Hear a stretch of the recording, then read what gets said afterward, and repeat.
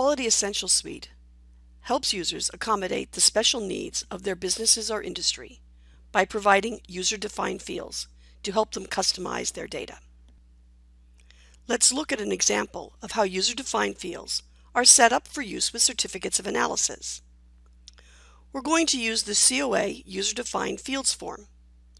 We can see that 3 of the fields have already been set up. Let's set up field 4 by selecting the Enable button, and then let's provide a name for our label. We're going to call this Railcar ID because we're going to track railcar information on our certificates. Next, we need to select the data type. Our available choices are number, system code list, free text, and date only.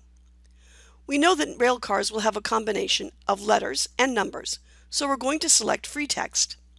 Then we'll save and close the form. Next, we'll take a look at how it's used on the COA entry process. User-defined fields for certificates of analysis are found on the User Variable Data tab. We can see that the user fields for trailer ID, customs documents, and destination country have already been completed.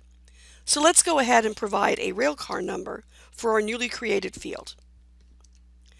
Next, we're going to go ahead and preview the report so we can see our field displayed on the report. Here we can see a preview of the final report. And our railcar ID number has been automatically added, including the field label, to the report layout.